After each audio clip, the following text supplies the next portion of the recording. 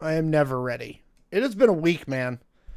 I have been at like a dead sprint all week. I even got to adjust myself. See, look at this. I'm all messed up, but we're live, and that's good. Jay is staring off into the distance at OctoKitty longingly, right? His hair all floofy in the wind, right? Whew. Yes. Yes. This week, as you have mentioned, has been epic and great, and nothing bad has ever happened. I don't think that's the way I would describe this week. Oh, man. I hope you're being truthful about yourself and that it was a great, epic, wonderful week and nothing terrible happened and everything worked out well for you. No, but you can fake it till you make it, right? I firmly believe that sometimes on the thing. So, yeah. I like how we got our thing. Elon is a sad disgrace. Dude, I listened to his little speech. I'm done demoting to politics. First off, I don't believe you. Second off, the fact that like I really was wondering who was gonna win that battle of wills. Him or you know, all the government people. You know what I mean? Yeah. And Yeah. yeah. Elon got effed up. And I don't think anyone feels sorry for him. Like No. it's really kind of funny because I feel like he's trying to play the pity card, like, oh, like poor Elon. Like, dude, like 3 weeks ago, you're like laughing, making jokes about how you're like cutting all these jobs and laying everyone off. So like I don't Yeah, I don't think anyone feels bad for you. yeah. I have yeah. I have no words for Elon. And I have no sympathy for Elon. F Elon. Yeah. He got spanked and sent back to his failing thing. Although the stockholders are now saying that the board needs to force him to come back to work at Tesla 40 hours a week. Yeah. Like Yeah. he's got to do something. And especially after the debacle that the Cybertruck I think really has been for them, right? And like Yeah. Tesla owners can't even sell these things, There was a story I saw where they were like, guy buys a Cybertruck for $110,000, can't get 70 out of it. Mm. You know, It's a great return. yeah, Yeah. wonderful. Yeah, and I also saw the news about the weird religious slash anti-trans rallies, Yep. and then Yeah. the Seattle PD losing their minds. They actually, so what's really weird is from the time of about 2004 till about 2020, the Seattle PD had developed such a non-violent way of corralling and just dealing with the protests from our yearly May Day riots, right? We had a yearly May Day riot, and they were really, really good about not letting it get out of hand and very intelligently and non-violently corralling it and getting it where they needed it to be. But since 2020, they've like lost their minds. So I don't know. they suck now. They really suck. Maybe what is that? COVID change? It was the George Floyd protests. Oh. And when they lost control of the 12th Avenue precinct. Yeah. That was so deeply embarrassing to them that they've just become stupid. Yeah, that's what I do. When I get embarrassed, I become stupid. I can relate to that. Yeah, that's fair. Like, okay, fair. I just wish their stupidity didn't come with that. I see your note. Last of Us Season 2 featuring Seattle. Yeah, I mean the game. It takes place mostly in Seattle. Yeah, but we learned that even though there's a zombie apocalypse happening, Costco survives. It's true. Now, my one issue is you could not plant, like they show Lumen Field, right? The Seahawks Stadium, and they got like a little farm there. Yep. You couldn't plant shit there. Like the roots would hit a concrete pad. Oh, yeah. Hey, also it kind of seemed like this was a little weird, but it kind of seemed like the viewpoint from that episode was about where our seats were when we went to the Mariners game a couple weeks ago. It's the same direction of looking. Yeah, different stadium, but yeah, same direction. Different stadium. Yep, Yeah, there we go. Wow, that just but fucked same. up. Yes, we were still facing that direction. You are correct about that. Facing that direction. Yes, it's you're looking north from where Abby was standing in the thingy. Now, what do you mean you revisited Superman after Dog Dad suggested it?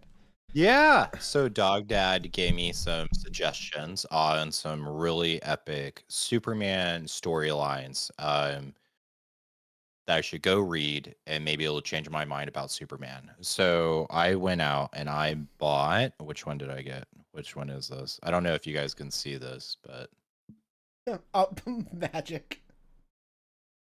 no, I haven't. I haven't actually.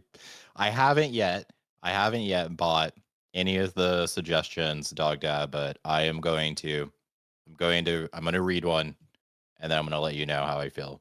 And for those that haven't seen this part before, the reason the magic thing is funny is that Jay has been begging Kevin Feige to put magic into the MCU, and the minute that happens, Jay will be sitting in his chair and he will have a spontaneous orgasm the minute magic walks onto the screen, when into the MCU. Like that's what's gonna happen.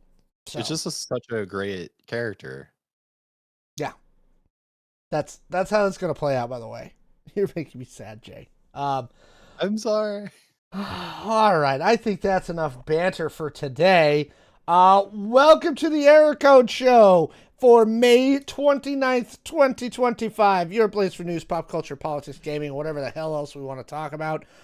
If you want to support the show, if you have an Amazon Prime subscription, you can use your Prime sub and give us Amazon's money, or you can just sub in general.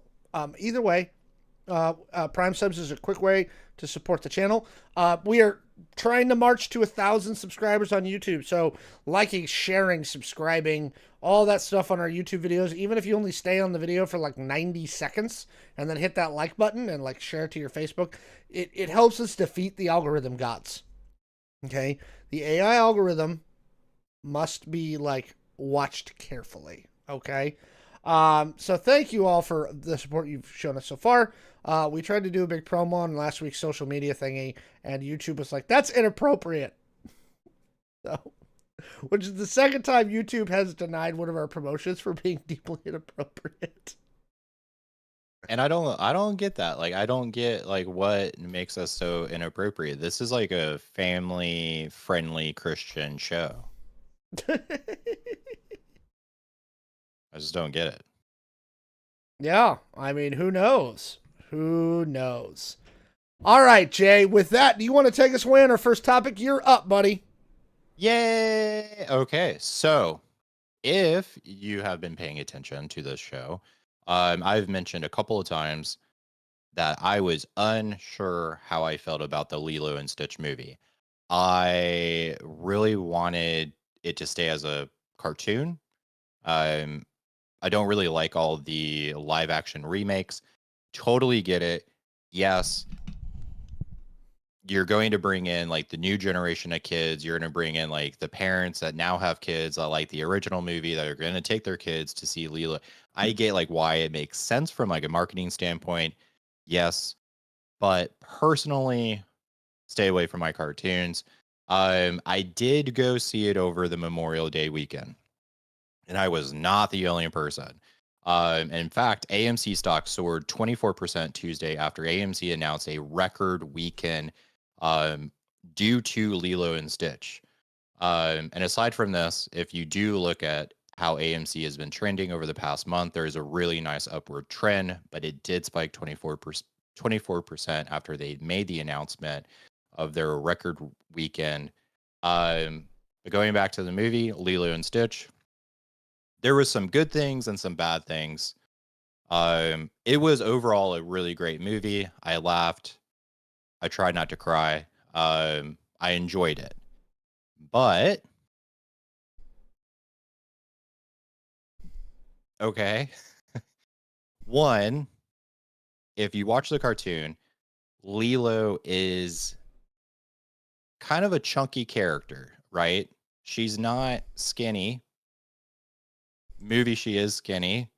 Um, and then the alien, Pleakley? Yes, I don't please. know. In the cartoon, wore like a dress and a wig sometimes. In this, definitely did not. The director did state he made a couple of comments on TikTok that he really, really, really tried to get um, that character to be able to wear a dress. It just didn't work out. Don't really know why. He didn't really go into detail on that, but he did state that he did try to do that for the fans. And then also just felt overall a little weird. The storyline of, hey, give up your little sister to the government. Um, I want to touch on that. it was a little weird with everything currently going on, and like, hey, if you give up your So little sister to the government, you can go live a happy, shiny life. this And is this has been the big controversy about the movie. Okay, and I'm gonna briefly go into spoiler alert. Okay, so I've brought our spoiler alert up. So while Well, that's up, go ahead and mute it if you don't want any spoilers about Lilo and Stitch. So the big controversy is in the original movie, Nani, who's Lilo's sister, is probably around 21, which is roughly ish, right? And she's raising Lilo by herself and da da da da da. And the end of the thing, the animated movie, it's Ohana meets family, and she keeps Lilo, who's 7-ish, right? And they live happily ever after, which in a cartoon is great. Here's yeah, why I don't have an issue with this. To me, you're asking a 21-year-old girl on one of the most expensive islands on the planet to raise her 7-year-old daughter or sister by herself, right? And again, the impression I got from the ending was they didn't give her to like random strangers. She was still with those other people that they knew. yeah, the And so neighbors. so to me, I I was like, you know what? This seems reasonable to me. So I don't understand. I mean, I get where you're coming from, and I get where some of the people are coming from. But at the end of the day, like she comes back through the portal. Um Yeah, and it's not like she's like, Lilo, I'll never see you again. Screw you, and we're gonna give you to the white family. Like that's not what happens. You know what I mean? yeah, It's yeah. it's the neighbor. She's still in the community. Nani's gonna go off and get an education so she can better both her and Lilo's lives. Right? Like that that to me was I don't see why everybody got so mad about the message. I'm not mad. It felt weird. I did see a lot of angry people online about it. Um, one, it is a cartoon. Well, not really a cartoon. It is a animated. It's a fictional universe. Okay, Alex, where a 21-year-old can completely raise a 7-year-old by herself in the most expensive island on And the hang out world. with the alien guy. Hang out with the alien guy. Come on, man. No, it just felt weird. Off. And yes, like I do agree, like they have the portal gun. I mean, you see it in the movie, they're able to kind of go back and forth. Well, I guess like the bigger sister is able to come, like jump out of her dorm, go back to her house, Yeah. spend time with little sister. Yeah. And yeah, it is the neighbors, it is people that she has grown up with already.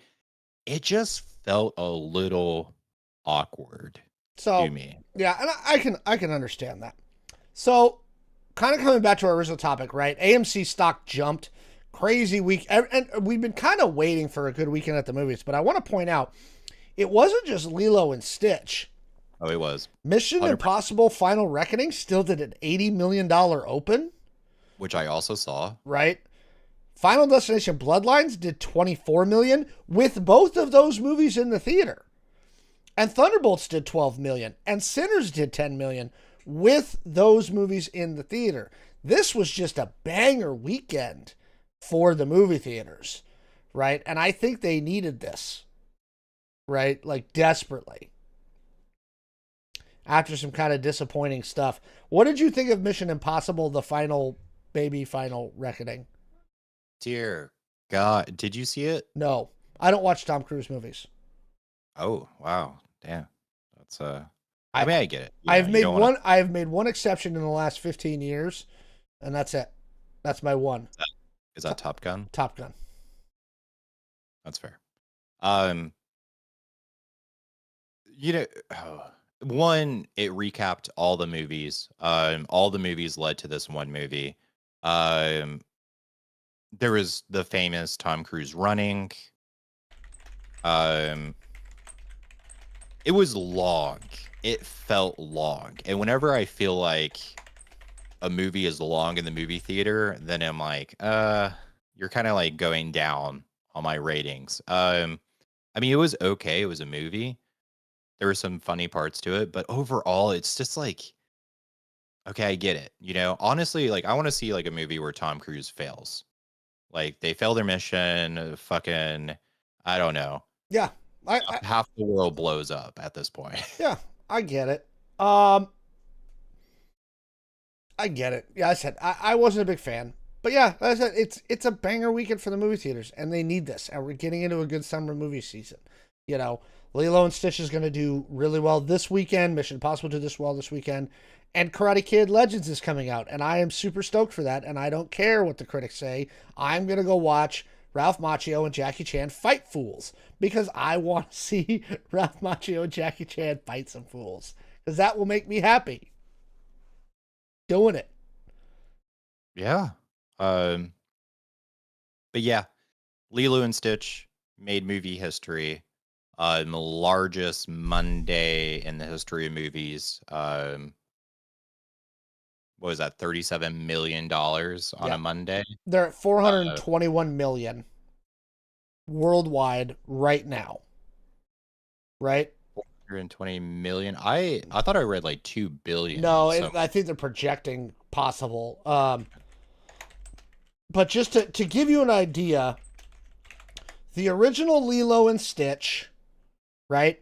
The original animated movie.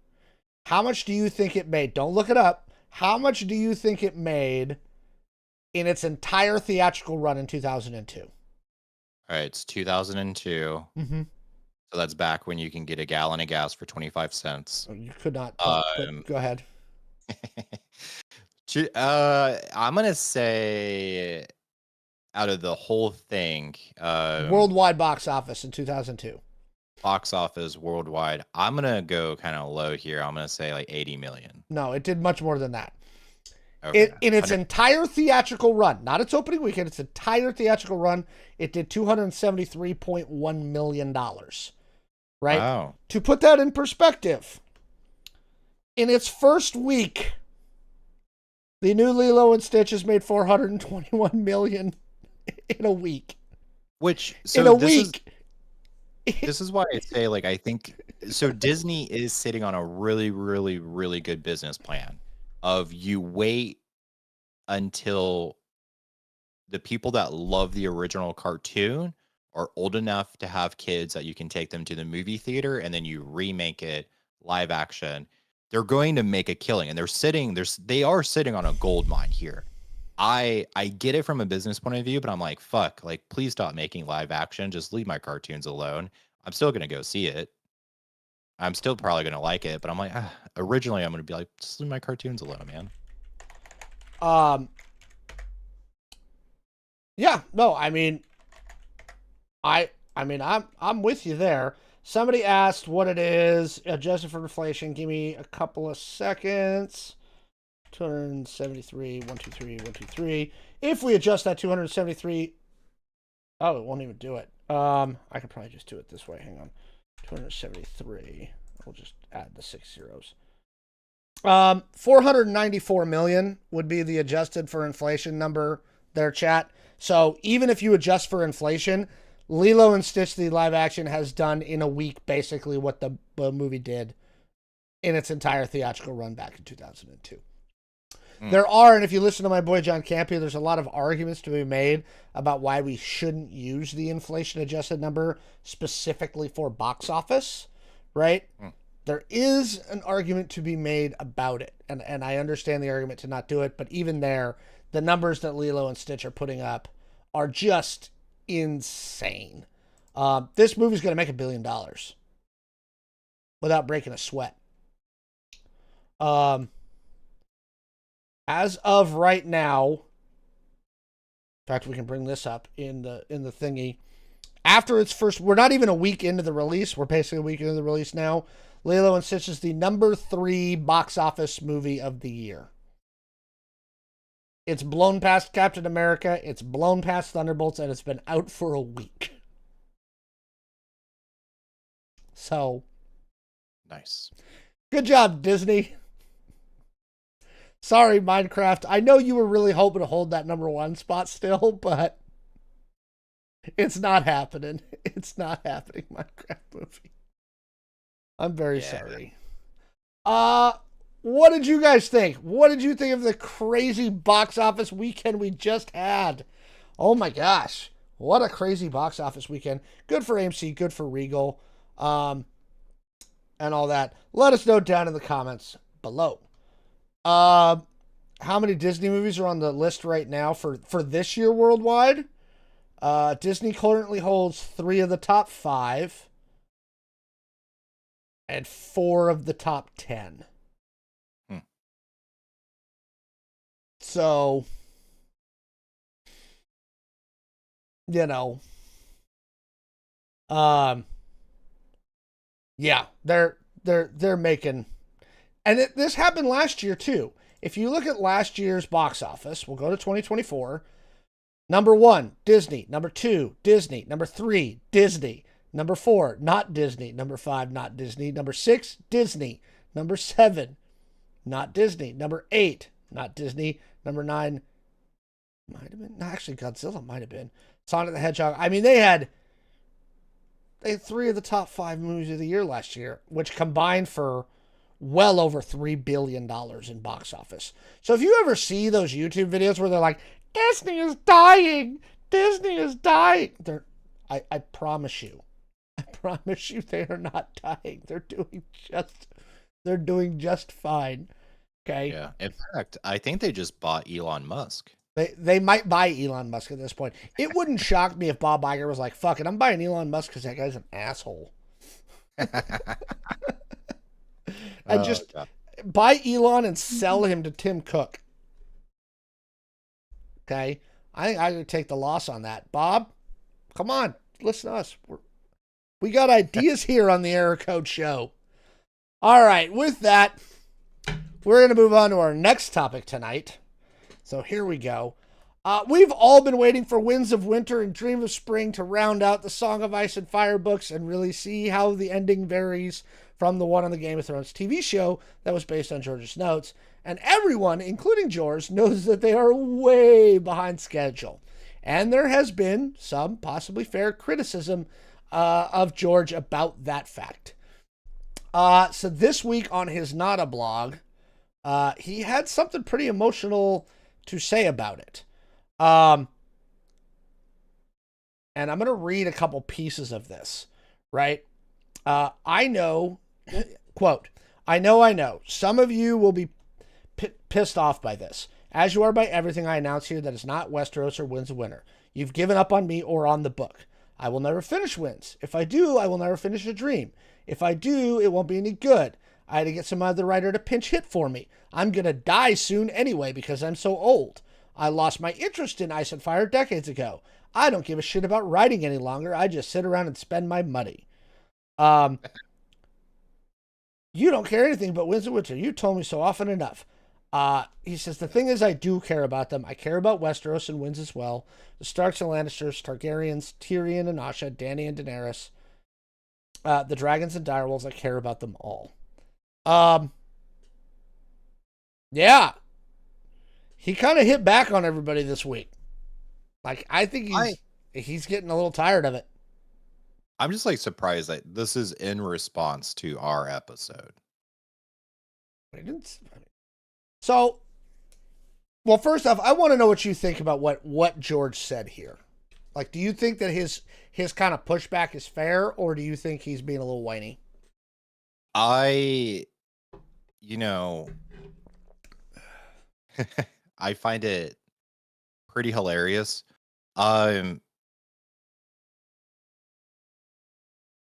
This is like, I don't know, like, this is the most human thing ever. Like, if I was him, right, and I knew that I was going to die soon, like my time is running out and I am super rich, you know what? Fuck it. I don't care anymore. Guys, like I gave up writing a long time ago. I'm just sitting around spending my money before I die. Like I there's none of this like PR, like I don't know, No. marketing shit. Like this is a real human being like being just like, you know what, fuck all of you. I'm gonna spend my money before I die and I'm I, gonna have fun. and I don't even think that's what he's saying. I think he's saying all of you guys think this is what I'm doing, and you think I'm not working on it, but I am. It's just not done. Yeah. Um, on one hand, I understand why the internet criticism's getting to him a little bit.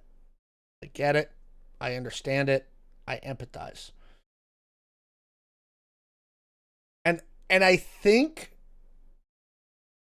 I actually think that the internet would understand it a little bit more. And this is my one pushback to George. If you sat down and did like a 5-minute video and were like, this is why it's taken me an additional 8 years beyond what was projected to finish the book, right? Tell people why. Tell them why you're having such a hard time with it, right? Because I understand everybody's thing where you're involved in 7 different projects, you work on the HBO shows, you're doing wild cards, you're now doing this other movie, working on this other movie, and everybody's like, wait a minute, if you're having such a hard time, why are you working on this other stuff and not on wins? Explain it to the people. You're always so cryptic about where you are in the book. You know?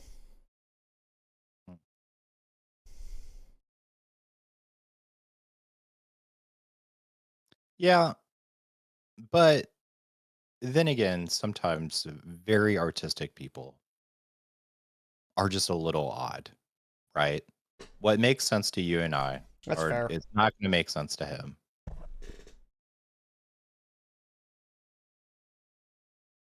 Yeah, that's fair.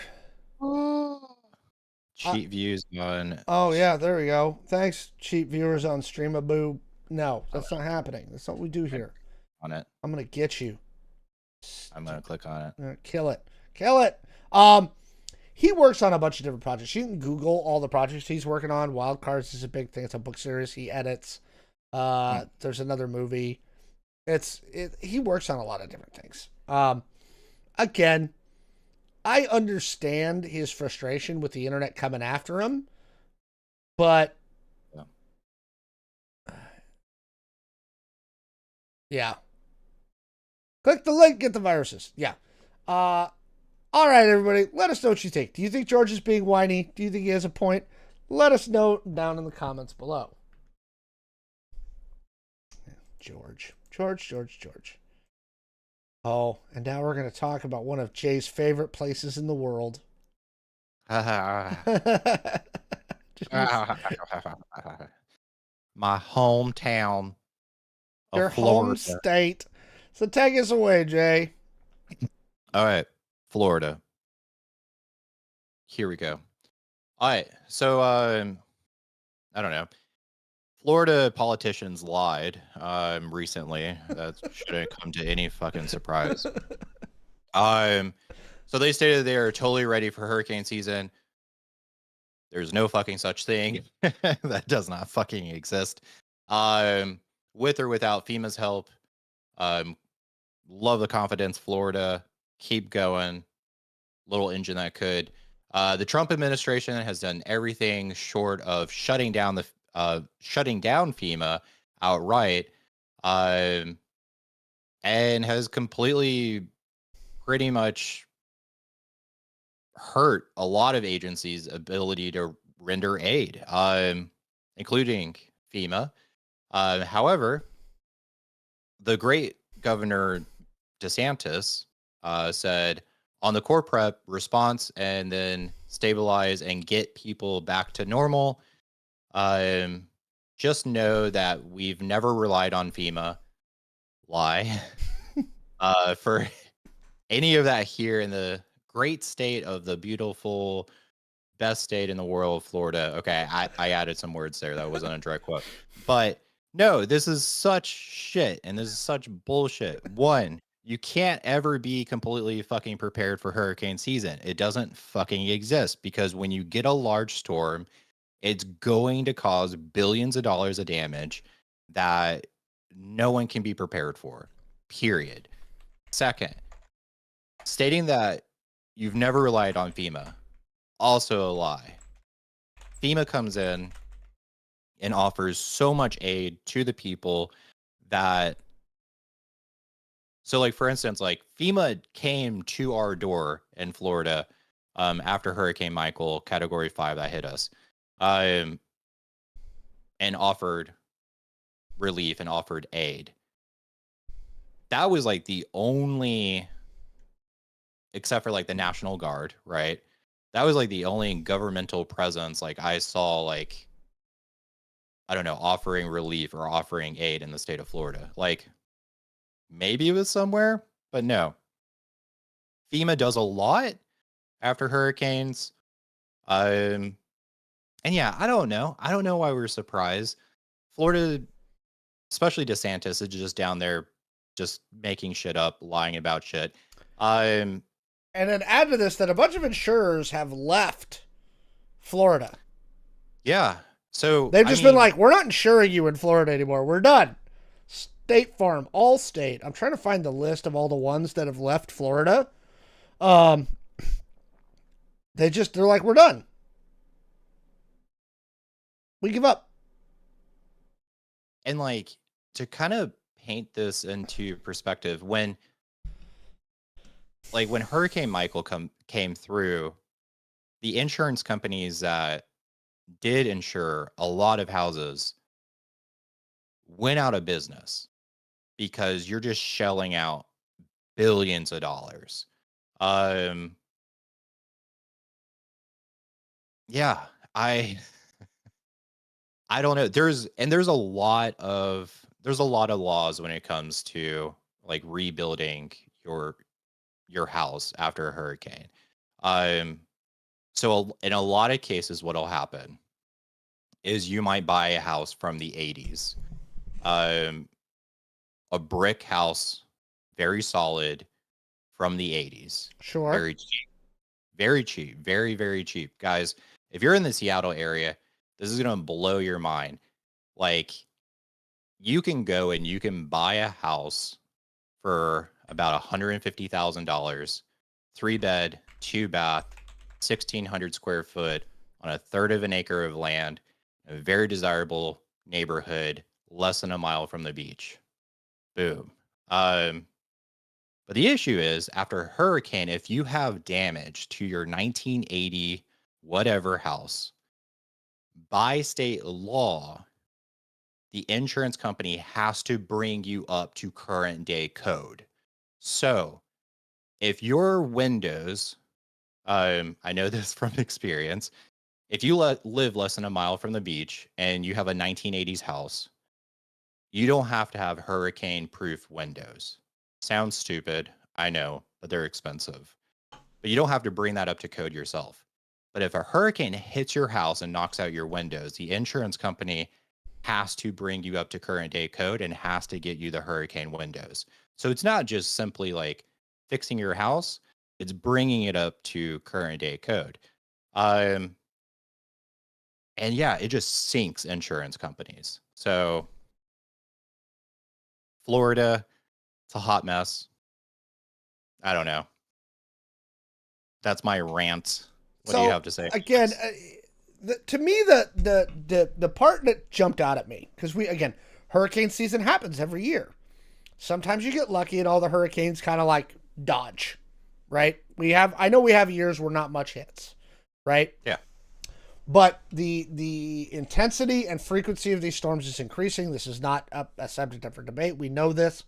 What boggles my mind is, again, DeSantis, like, and I guess this is the question I would have as for you as somebody from Florida. When DeSantis says, we've never relied on FEMA, right? At the core, we're ready for hurricane season, FEMA or no FEMA. do the citizens of the state of Florida believe him, or are they like, dude, shut up? Like what are people in Florida saying when things like Ron DeSantis or Rick Scott, who's their senator, say, yeah, we're totally ready. We don't need FEMA. There's two groups of people. I'm going to classify very simple. Two groups of people in Florida. One, the people that were born and raised in Florida. True Floridians. And then there's like their transplants, I guess. People moving from out of state, moving to Florida.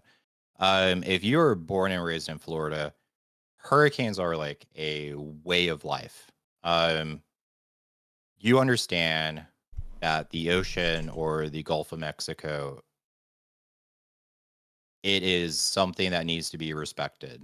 It's very beautiful. It's nice and warm. You could swim in it all nice. Yeah, it's year round. You can swim in it. But you have to respect it. And when hurricanes come, you need to be prepared to get out the way. So I think for true Floridians, we don't really watch any news about hurricanes. It's something that's taught throughout school, like elementary school, middle school, high school. It becomes a way of life. So when DeSantis gets up and says this shit about hurricanes, I think most true born Floridians, we don't even hear it because I'm trying to like break this down, but like short of when they're telling you to leave town right now, you don't really pay attention. Yeah. Hurricanes forming. We're not paying attention. It's coming our way. We're not paying attention. Oh, we're in the cone. And then you're like, okay, wait, what is this? And then you're like, is this a party or is this something serious? And then you're kind of watching it and then you're like, oh shit, this is bad. Yeah, it just becomes a way of life. Then you have your people that are like from out of town, or I don't know, they relocated to Florida. I feel like they pay more attention. They believe, right? Because they're like, oh, it's the governor. It's the governor of the craziest state in the world. Yes, he's telling us the truth. We're perfectly fine. But this is something that's taught in like elementary school. Like you need to make sure that your family is prepared so that you don't have to depend on the state or FEMA or anything. So having canned goods, having stored water, shit like that.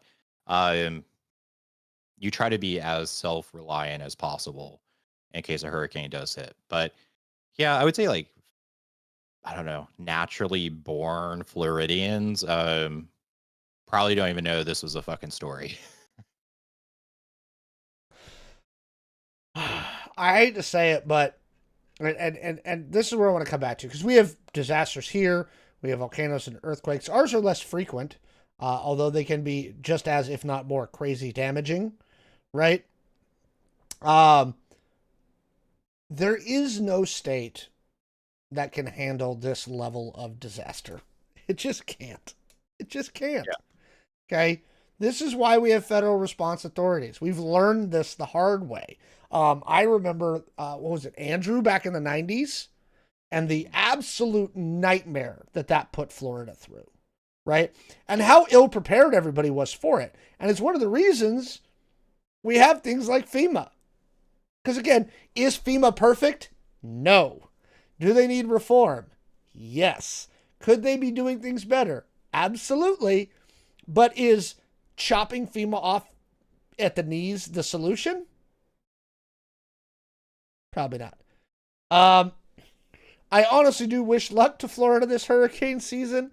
I don't know if this is going to be one of those quiet ones or one of those ones where half the state is destroyed. Right? I keep waiting for Mar-a-Lago to get nailed. That's the one that I'm really like, I'm rooting for the hurricane. Yeah. Can we just wreck Mar-a-Lago? No, actually, I take that back. Sorry. If we wreck Mar-a-Lago, there will be a federal response. The United States federal government will pay for Mar-a-Lago if Mar-a-Lago was destroyed. Damn it. Somebody in Or the chat. some other country. Meatball Ron isn't ready for a wet fart on a quiet Sunday morning. Probably not.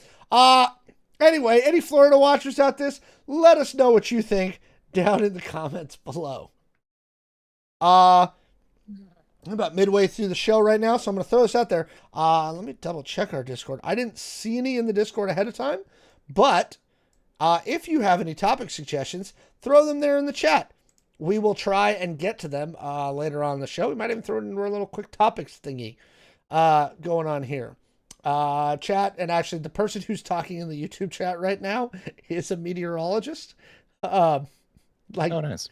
Dead serious, and works in emergency management for one of the states. I'm not going to dox him and say which one, but the person in the chat right now in YouTube is a meteorologist who works in emergency management. And apparently NOAA has assessed higher than usual hurricane activity this summer. So good luck, Gulf Coast. This is one of many reasons why we love Florida. Because even as like a person that was born and raised in Florida, and I lived in Florida for like 31 years, you get it, you realize like you're taking note that like, hang on, these are hitting a lot more often, and they are a lot stronger than like when I was a kid and stuff like that. So yeah, it's not, I think it's very similar out here in Seattle. I always hear like, no, like most houses don't have AC because Nope. as a kid, you never needed AC. Nope. And now as an adult, you're like, It's warmer. look, it's warmer. This is global warming. It Same is- thing in Florida, but with storms. It is noticeably warmer in the Pacific Northwest, and the weather is more extreme than when I was a kid. The storms are getting worse even up here. Chad, it's almost like global warming is a thing. Yeah, it's a thing. And it's gonna keep being a thing. Yeah. Again, my biggest concern generally here is not storms. We get some nice ones. Like earlier this year, we had the bomb cyclone. That was fun. Right? That was cool.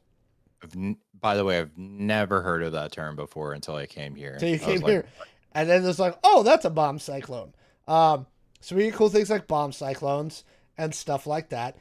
And no one here is prepared for snow, right? Because we own like 4 snowplows in the whole state. Okay? Like snow, this whole place shuts down. Like, we will take it, right? But again, our biggest fear is really earthquakes and volcanoes. If you've ever been down in the valley, right, like around Puyallup, Auburn, or Kent, you will see the volcano evacuation route signs for when Mount Rainier eventually blows up. So there you go. All right, let's move into a couple of fun, quick topics today. Again, if you have any topics you want us to cover, go ahead and throw those down in the chat, and we will try and get to them after we get to these next ones. Who knows how long these quick topics are going to take? Sometimes they take longer than others. So, Peacemaker Season 2 is going to debut later this year. It is the one piece from the old DCEU that was retconned forward into the current DCU. It is canon to the new DCU with John Cena. James Gunn is obviously been a big driving force behind the Peacemaker thing. In the most recent trailers for Peacemaker, we've seen cameos of people from the new DCU, specifically from Superman. We have Nathan Fillion's Green Lantern and Hawkgirl coming to Peacemaker. But the other day, James Gunn is teasing a, quote, very, very, very, very big cameo during Peacemaker Season 2. What does that mean?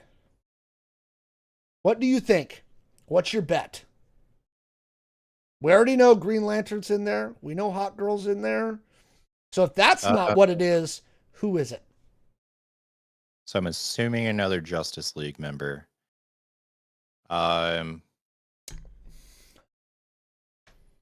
The Martian?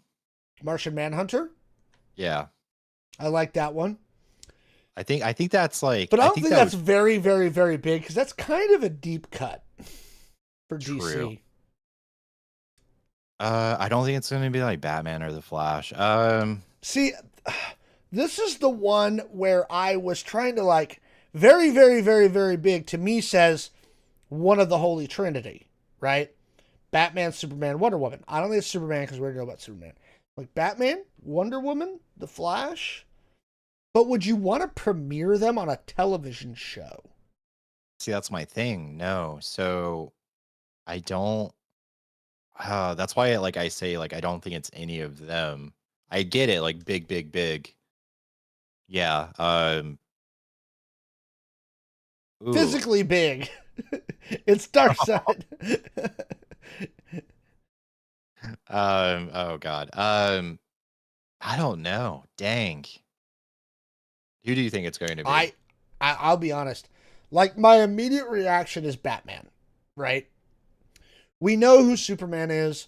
We got our Supergirl coming. The one character we're really missing right now for the new DCU is fucking Batman. And the fact that it hasn't leaked, I don't believe for a second they don't know who it's going to be. They have to have cast this by now. They have to have cast this by now. So I can't think of who the heck it's going to be.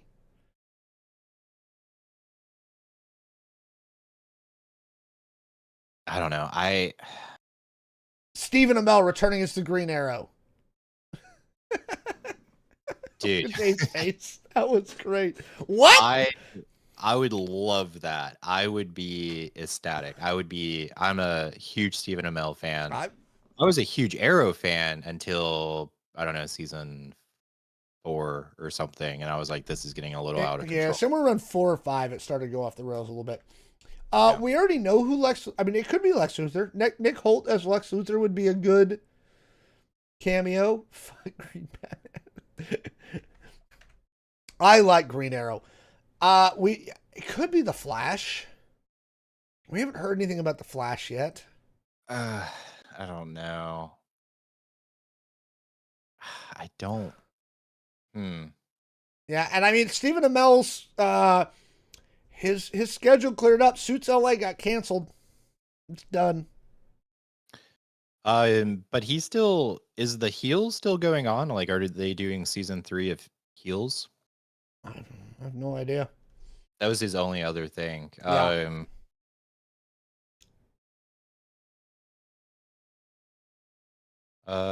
Heels season 3. I have no idea.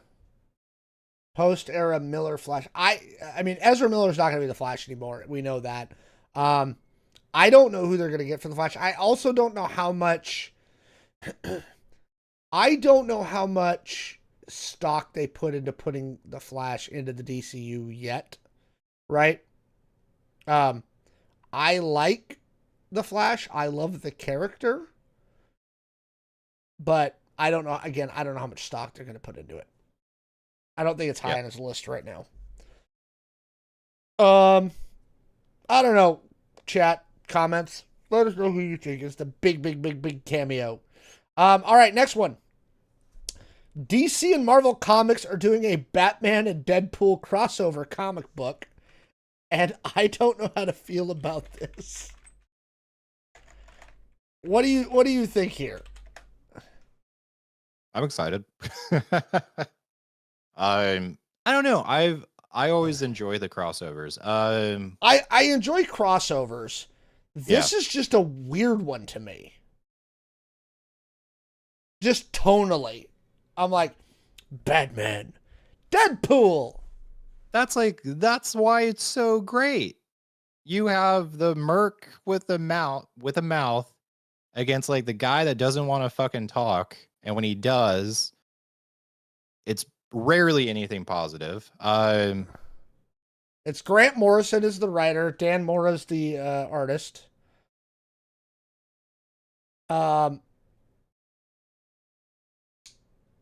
Deadpool Batman #1 comes out September 17th, so not too far away. And I think we have a view. I think that is the cover of Batman Deadpool #1. Which actually looks pretty good. Right? That cover looks pretty solid. Are you going to buy it, Jay? Is this a pickup from the comic book store? Yeah. Yeah, I would. Um, or at least wait until We get the the omnibus. yeah. So, but no, I think this is like a solid. It's a solid story to read. To me, I don't know. I like it. Go buy it. So you're a fan. All right. All I'm a right. fan. You're a fan. I'm a fan. Okay. That's fair.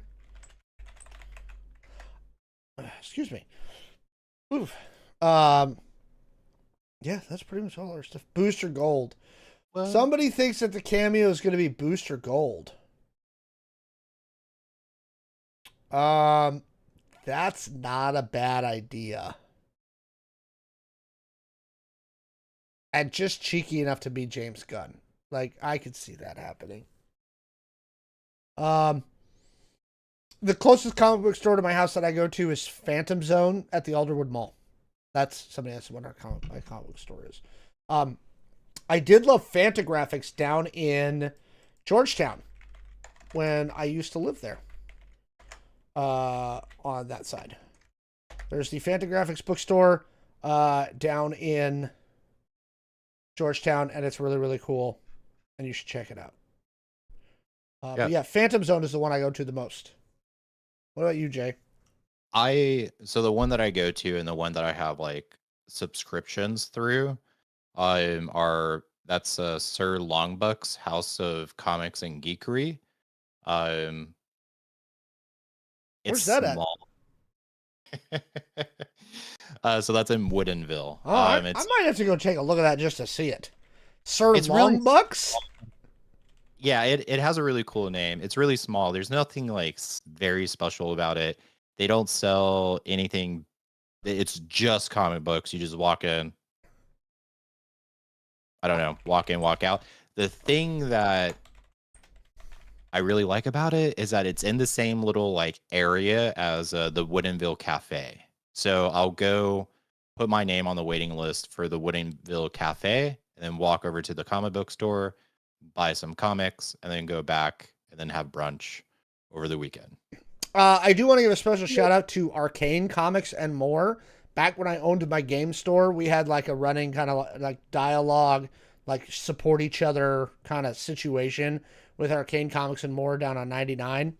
Um, they were great. I love them. Shout out to them. They're an awesome, awesome store. So if you're on the north side, check them out too. I've bought a few things from them, specifically like around Christmas time. They have some really good stuff. Also, the Golden Age collectibles in the Pike Place Market. If every time I go to Pike Place Market, I go to the Golden Age collectibles, which is the comic book store that's been in Pike Place Market since I was a kid, probably longer. Um, so there you go. Take that for what it's worth. Let's move on to a chat topic real quick. Jay, did you watch the Wheel of Time show? I watched like season 1 and then I never watched it ever again. Okay, so the Wheel of Time has been canned by Amazon after 3 seasons. First off, what do you think about them canning the Wheel of Time after you? I mean, you obviously watched season 1 and didn't keep going. How do you feel about them canning it? And how hard is it for them to do these long screen adaptations from established fiction? So what's your thoughts on this? And I have one I'm going to draw a parallel to, but I want you to go first. Yeah, so one about them canning it. I guess it doesn't really affect me that much since I stopped watching. Obviously, I didn't think it was good enough to hold my attention. I think it's just one of those things where we started watching it, and then we were just too busy to watch like the next season, and it just kind of fell off the radar. And then we were like, oh, we need to go back and rewatch season 1, and then we just like, That's forget too it. much work. Too much work. But and then for your second question, I think it's hard. I think it is hard, and I think it's either hit or miss. You're either gonna hit gold, Mhm. and it's gonna be something like Game of Thrones, and it's gonna be epic, um, or it's just going to flop really, really hard, and it's gonna get canned before it can actually get through the entire book series. Yeah. Um, um, so the one parallel I'm going to draw to is Foundation, right? Anybody who's watched the show for a really long time knows I'm a big, big fan of Apple TV Plus. I think they have some amazing shows. They don't have many shows, but the shows that Apple TV Plus puts out typically really, really good, right? Shrinking, awesome. Oh my god, awesome, great stuff on there. Yep. And when they announced Foundation, I was super excited, right? I love the Foundation books. They are one of my favorite all-time sci-fi series, right? And I was so thrilled they were going to make Foundation. And then I started watching the show. And I got 4 episodes in, and I went, what the fuck is happening here? And it was very similar to where I had a lot of friends who were Wheel of Time fans. When they watched Wheel of Time, they were like, what is this? And Foundation like went so far afield from the books that I was so confused. And again, because for me, it's one of my favorite book series and such a foundational piece of literature. Like, it just pulled me out of the show left and right. I was like, I had a hard time separating it, right? Because I went into Foundation, I was like, this is going to be Foundation. And I accept that adaptation breeds change, right? Game of Thrones is a great example of that. Game of Thrones cut whole storylines out of the Song of Ice and Fire stuff. I get it. But is there a point where you've diverged so much from the source material that I'm like, is this an adaptation anymore? Like, what do you think? Yeah, 100%. And I think it's kind of, if I had to guess, I think it's really challenging for true directors just to take a book and run with it. Mm-hmm. Because, like, imagine if you're a director, right? You went to art school, you went to film school, you were made fun of as a kid. No one understands you. You have this crazy vision. You want to do epic shit in the world. You want to bring your vision to the main screen and show what you can do. You're not greenlit for anything. You're sad. You're depressed. Finally, you're greenlit for a book series. Are you really going to sit down and you're going to try to make the most accurate version of the book series, or are you going to try to make it with your own flair and change shit? So and again, this is where I go, where do you draw the line, right? Yeah.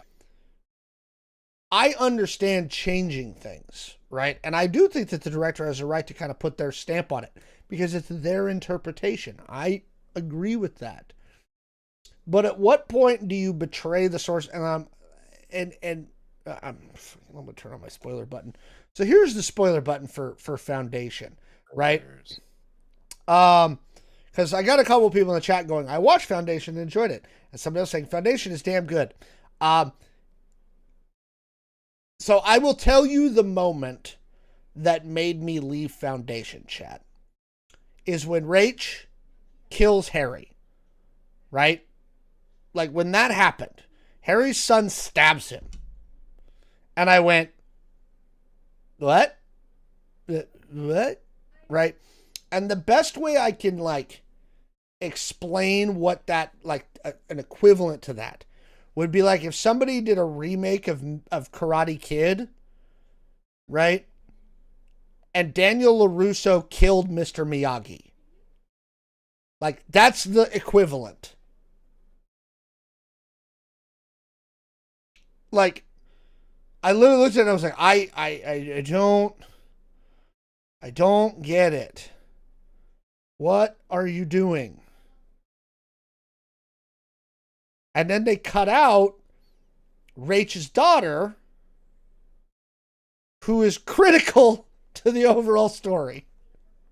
Like, they'd be like, and we're getting rid of Jon Snow. Right? That would be like making Game of Thrones and being like, you know what character we're going to cut? Jon Snow. We don't need that one. he was a bastard anyways. Right? We don't need that character. They cut a character of that level of importance out of the series. Right? And I don't. And then they changed the motivation of the most important character in the series. Right? And so that's where I got lost with Foundation. So again, is there a point where you go, this is no longer an adaptation of the source material? And I'll give you another example. Starship Troopers, right? The movie Starship Troopers has very little to do with the book. It has almost nothing to do with the book. I love the Starship Troopers movie. It's great. It is great popcorn fare from Paul Verhoeven. But they weren't even trying to make Starship Troopers. They were trying to make a different movie about a space war. They couldn't get it greenlit, so they literally got the IP to just bolt on there so they could get greenlit by a studio. Which I at a certain point, have you betrayed the IP at that point? Like, I feel like Goyer with Foundation was like, I want to tell this story, and I can't get greenlit, so I'll use this, which is kind of similar to what I'm talking about, to tell my story. Does that make sense? Yeah, 100%. Like, they displaced the daughter's appearance. It comes in season 2. So you're telling me that his daughter comes in season 2? Because if she's not there. So the other thing you got to explain to me is Demerzel. All right, chat? Like, that. So we're going to bore a bunch of people who haven't watched Foundation, including Jay. I'm going to have this discussion offline with some people from the chat. Like, what the fuck happened to this show?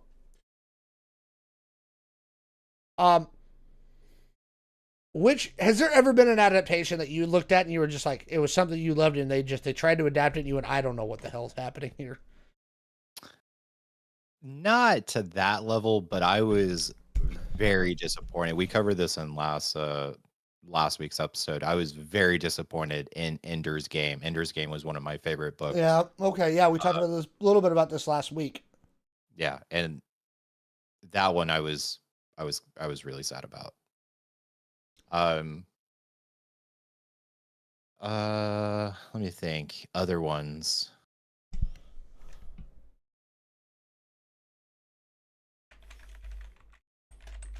I think that's like really the only one.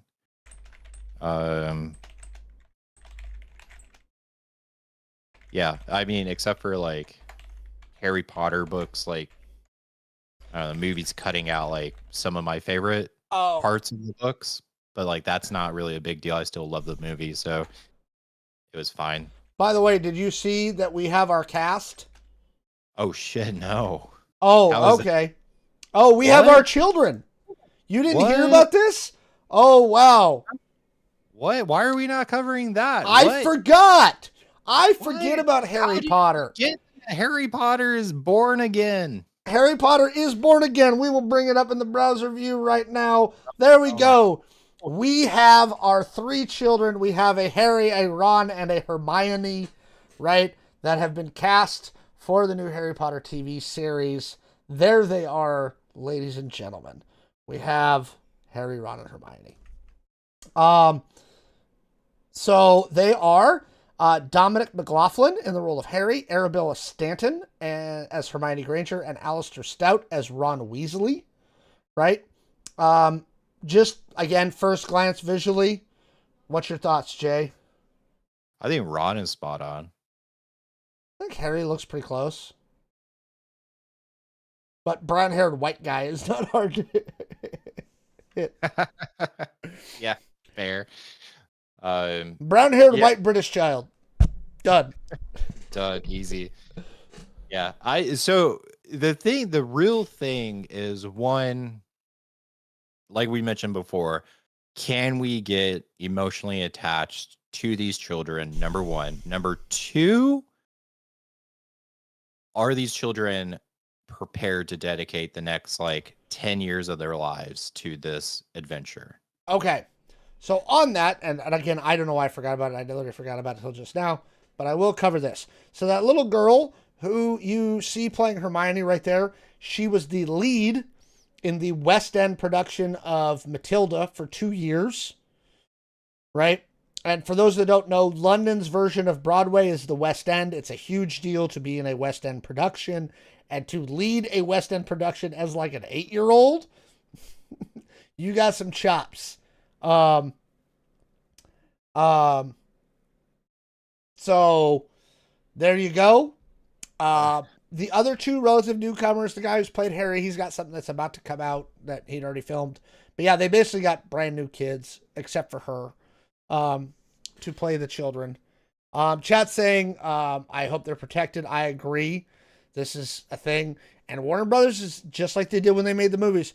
They're taking a big risk because you were hitching your wagon to these 3 kids for 8 years. And you're hoping that it goes okay. It's kind of sad too, because like, if this is actually really successful, like how the movies were, yeah, these kids, they will not have a childhood. Like their childhood is ruined. It is gone. So it's kind of sad. I don't know. And all 3 of them, I think Dan Radcliffe has probably had the best career since Harry Potter, right? Yeah, But 100%.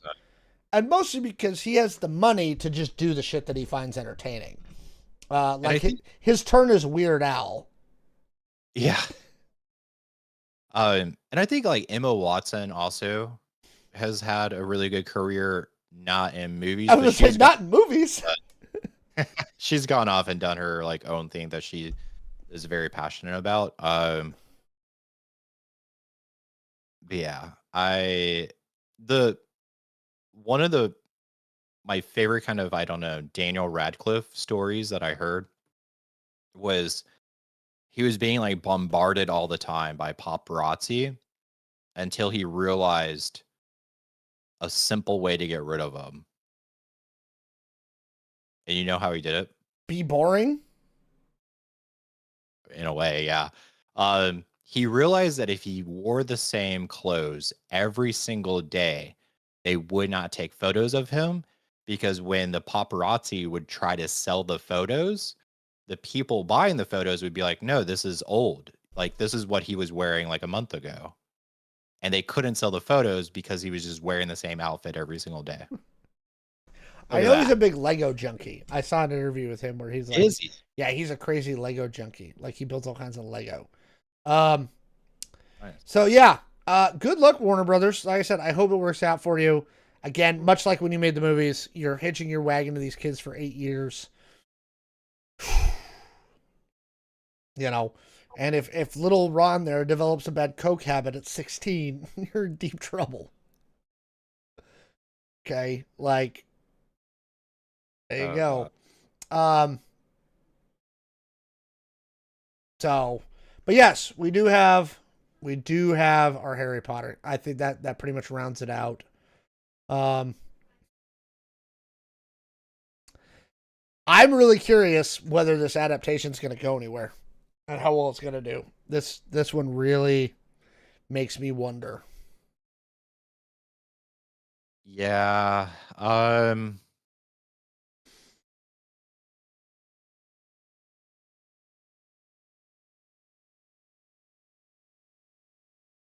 I really don't know. On one hand, I think you have enough Harry Potter fans that are not boycotting Harry Potter right now to like bring their children into it. But on another hand, you did lose a lot of your fan base, and a lot of your fan base will boycott this new show. So I really don't know. It's also nothing new, right? Like when Harry Potter came out, it was like a revolution, if you will. There was really kind of nothing like Harry Potter. Now there's a lot of shit like Harry Potter, including Harry Potter. So like I kind of don't know. This is gonna be really interesting to see. Chad, if you're talking about big bearded guy, if you're talking about Hagrid, it's Nick Frost. Nick Frost has Oh. been cast as Hagrid. John Lithgow is playing the other big bearded guy, Dumbledore. He had to issue a statement about the whole JK thing. The fact that they cast so for those who don't know, one of JK's original contractual requirements when they made the movies was that British actors had to play British characters. The fact that they are putting an American in the role of Dumbledore, of all things, not a minor role by any means, and the fact that JK's gone a lot quieter lately, my personal theory right now is that Warner Brothers has told her to shut the hell up. We need you to be quiet, right? Yeah. We need you to shut up. You don't get to say anything anymore. No, we're not listening to you. We're casting an American as Dumbledore, and tough crap if you don't like it. Right? Again, that's my guess. My guess is that Warner Brothers has found some contractual way to shut her up. And to keep her out of it. I don't get the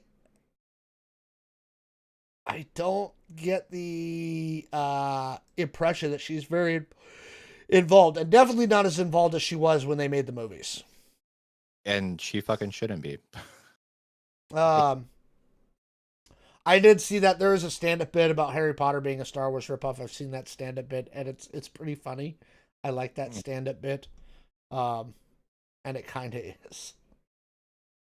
Sad. Huh? I have not seen this. Oh, well, I'll have to show it to you after the show. Kind of going back to your thing about Ender's Game. Did you read any of the other books? I tried. Like Speaker for the Dead? I tried to read Speaker for the Dead. It was, to me, it wasn't like the first book. It almost felt like someone completely different wrote it, and I couldn't really get into it. Not like Ender's Game. Well, you had like Ender's Shadow and Shadow of the Giant and Rise of the Hegemon and all the other stuff that they did with that book, with that series. You didn't like any of them? So the only one I tried to read was Speaker of the Dead, and then I just like stopped. And I think like the really big, I think for me, like you,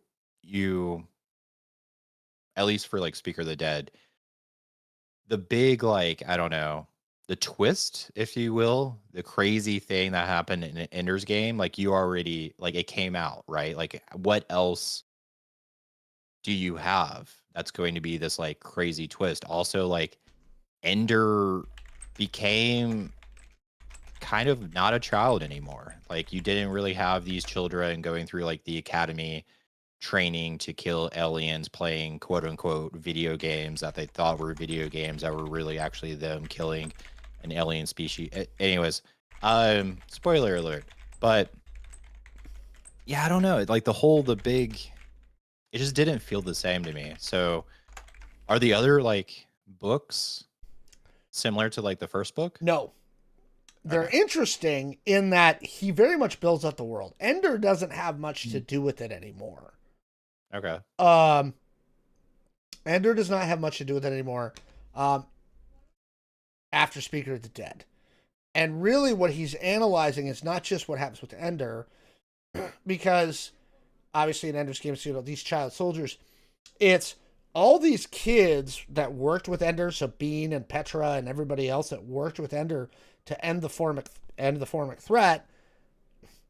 When they go back to Earth, it's what happens to them. And we were just talking about the Harry Potter kids and their childhood being ruined, right? Now their home countries want them to be like the heads of their armies, right? So they can fight wars on behalf of their home countries because you defeated the Formics and you were part of the team that defeated the Formics. And so now we got to go back to having wars with each other because there's no bugs anymore to fight. So all the humans go back to fighting each other when there's no big existential threat, and it's about these kids and how wrecked their lives get. If memory serves, Bean marries Petra, and he actually ends up developing like a genetic thing where he becomes like a giant, where he's massive. You know how he's little in the book? He becomes massive. Wow. Okay. What was it about the movie that you didn't like? specifically? Like, was there something in particular? Because there were some things I didn't like, but I was like, I don't know how I would fix that. Going from the book to the movie. To me, it just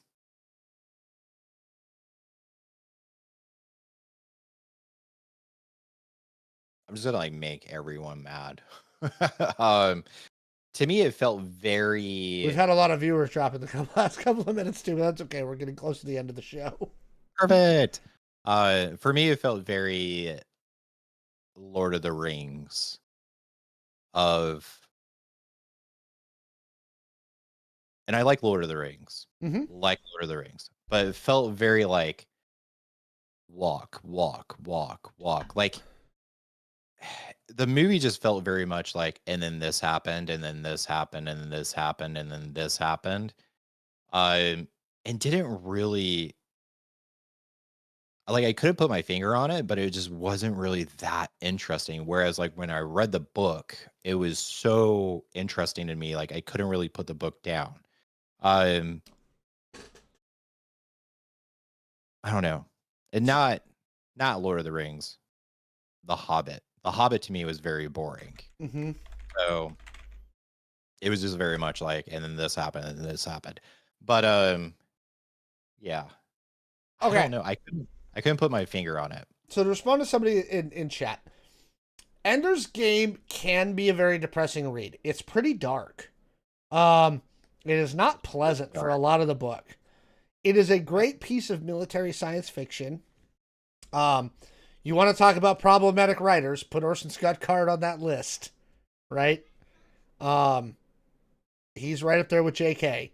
Like, so take that for what it's worth. I will start with the things I liked about the movie. I thought Harrison Ford was a great Hiram Graff, right? I thought that was good casting. And I thought Asa Butterfield did a pretty good job as Ender, right? Yeah. With what he was given in the script, I thought he did a fine job. I thought Petra was a fine, or Haley Steinfeld was a fine Petra. No issues there. So let's set that. The best way I can say that I would have fixed it is I don't think it's one movie. I think it's got to be two. I think it's got to be a duology. Because to fit it into a 2-hour movie, you have to cut out big chunks of all his time he spends with Mazer Rackham. You have to cut out a lot of the stuff that happens in Battle School. They really shorten Battle School. Battle School's quick, right? Yeah. In the movie. Chat saying Rendezvous with Rama by Arthur C. Clarke. That would be a good movie. Again, very difficult to adapt. Ender's Game is one of those ones that I think is just difficult to adapt in a single film. You know where I'd like to see it is a limited series on HBO.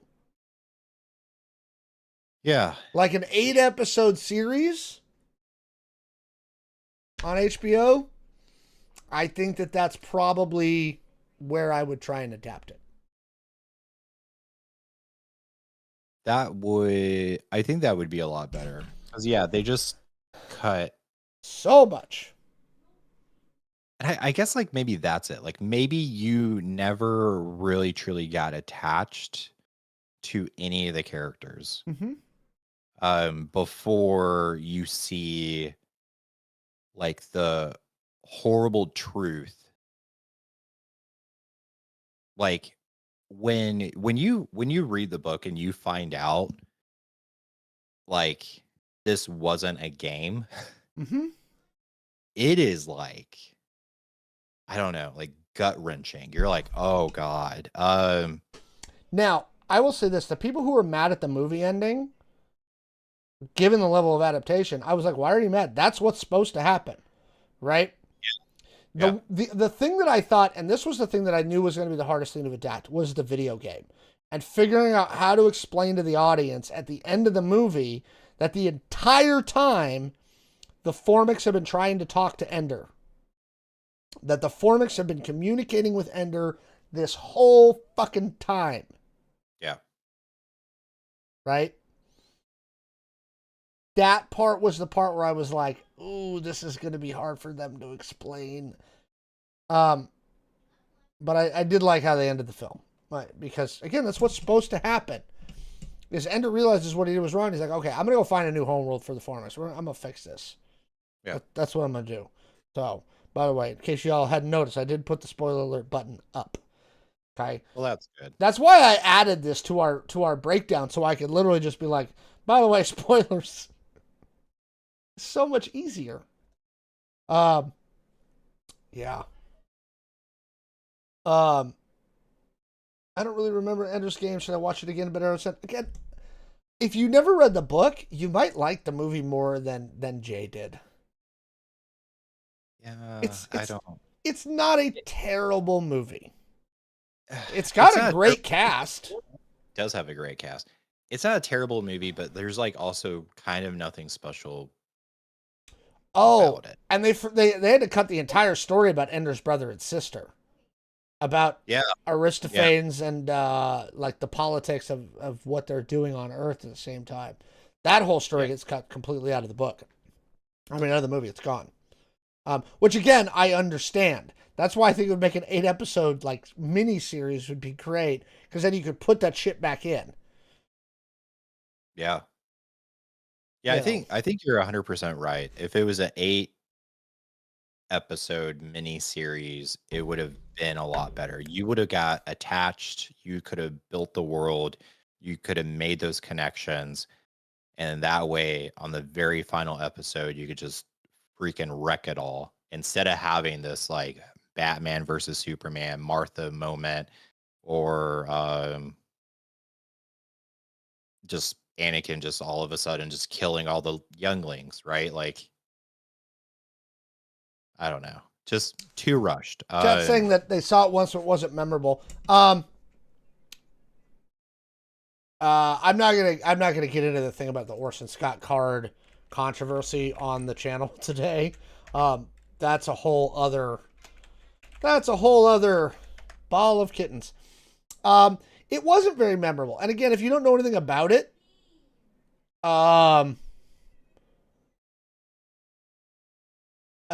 if you don't know anything about it, it probably just comes off as bog standard sci-fi. There's nothing really, because they had to cut so much out of the book, right? That was really important to the story in the book. Like, there's that. Yeah, I'm not gonna. You can Google the controversy around Orson Scott Card. This actually again brings us back to a very classic topic, right? It's art versus artist, right? Because, for example, a lot of us read Ender's Game before the internet and before we found out that Orson Scott Card was an asshole, right? Harry Potter came out before we found out that J.K. Rowling was a transphobe. Like, a lot of these stories happen. Like, I remember when I found out that Arthur C. Clarke was a horrible, horrible person, right?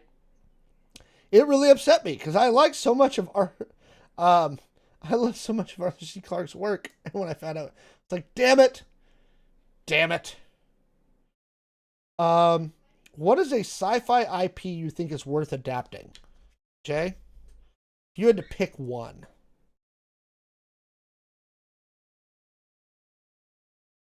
Oh, I don't know. Come back to me. Um,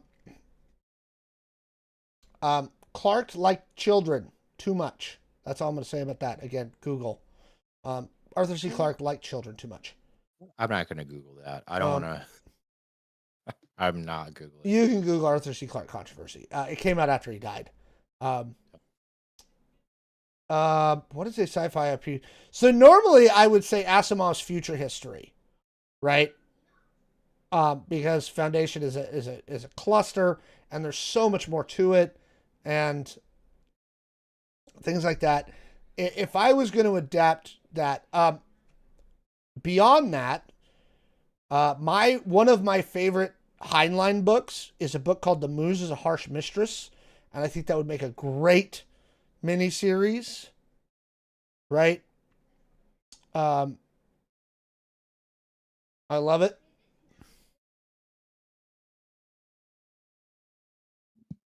There was a book I read. I'm trying to.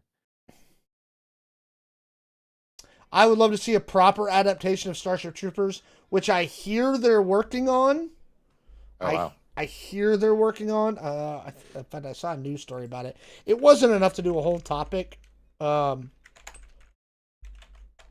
about because it's still early. Neil Blomkamp supposedly is working on it at Sony. So maybe. And again, I would do that as a miniseries, not a movie.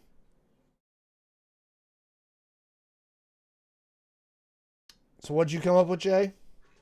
I'm trying to remember the name of this book that I read a long time ago that I really enjoyed. Uh,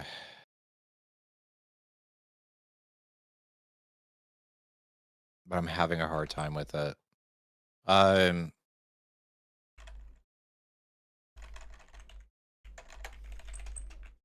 like trying to figure out enough keywords about the book. Is it? The Retief series? I'm not familiar with that one. Oh God, I haven't even watched that. I'll tell you what, one of the best sci-fi adaptations I have seen in recent years is The Martian with Matt Damon. And the other one, if you have not watched it, is Arrival with Jeremy Renner and what's her name? Denis Villeneuve did it. What is her name? Amy Adams. Seriously, such a good sci-fi movie. If you want one that's like a real sci-fi movie, go watch Arrival and then go. Don't read the book first. It'll wreck it. Right? The book will wreck the movie for you because the whole time you will know what's happening. Go watch the movie, then read the book. I think James Bond meets Naked Gun to understand Retief. Oh, that might not be bad. Yeah, if you want really good sci-fi, Arrival was great. The Martian was great.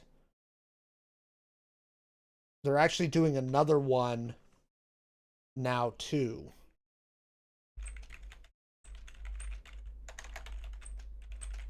And I'm trying to remember what it's called. Project Hail Mary. They're doing.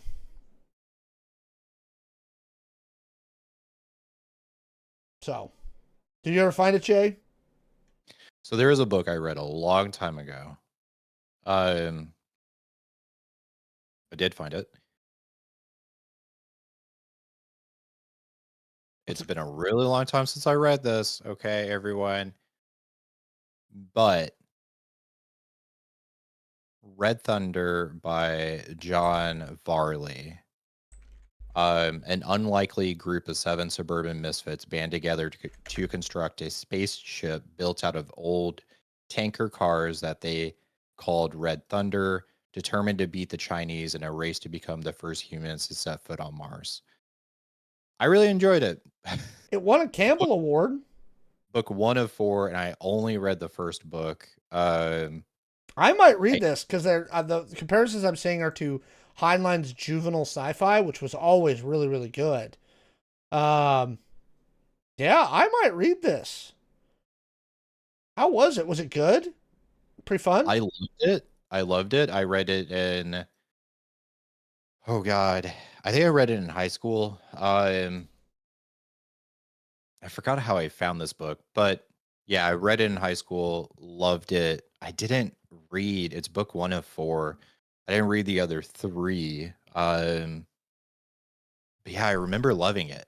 I remember wanting more. They made 4 books. Yeah. I might read this. That's gonna get added to my list of stuff to read. That one's kind of neat. There you go. Nice. There you go. Thank you for the recommendation. I've been looking for stuff. I'm actually finishing a book series right now that my wife recommended to me, and it's the Throne of Glass series, right, by Sarah J. Maas. And as far as like, so I thought it was going to be another one of those romantasy series that my wife reads the crap out of, right? Like Fourth Wing.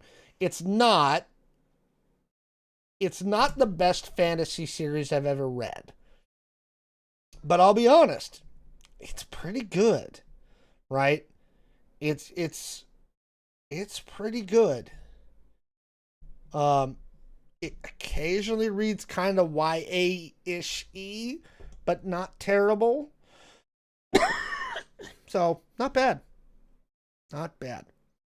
All right, chat. We've been rolling for 90 minutes now. We're out of topics. Wow, we actually jumped back up. Viewers kept popping in. Hi guys, how are you?